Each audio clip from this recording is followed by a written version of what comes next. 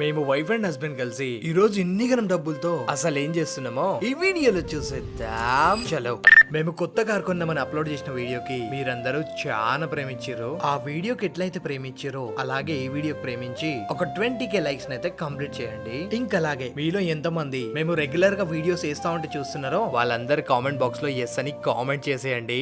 ఇక మా హబ్బు అయితే చాలా అంటే చాలా హ్యాపీగా ఉంది. ఎందుకంటే తను ఎప్పుడైనా బయటికి వెళ్దామంటే నేనేమో మా ఇంట్లో ఉన్న స్కూటీ తీసుకొని వెళ్తుండే. మేమిద్దరం స్కూటీ మీద వెళ్ళడం బానే ఉండే. ఆ స్కూటీ మీద మేము రోడ్ మీద వెళ్ళినప్పుడు ఇంకేదైనా షాప్ విజిట్ చేసినప్పుడు మా దగ్గరికి చాలా మంది వచ్చి కలుస్తా ఉండే. వాళ్ళు మా దగ్గరకు వచ్చి కలవడం హ్యాపీయే, కానీ కొంచెం ప్రైవసీ ఉంటే ఇంకా బాగుంటదని ఎప్పటికీ అనుకుంటా ఉండే. ఇక ఫైనల్ గా మేము ఈ కార్ కొని తిరుగుతున్నప్పటి నుండి మేము అనుకునే ప్రైవసీ అయితే దొరికింది. ఇక నేను హబ్బు కలిసి ఫైనల్ గా ఏటీఎం కి అయితే వచ్చేసినాం డబ్బులు తీద్దామని. ఇక్కడికి వచ్చినాక నేను ఏటీఎం కార్ లోనే మర్చిపోయినా. ఇంకా జల్దీ వెళ్ళి ఏటీఎం కార్డ్ అయితే తీసుకొచ్చిన.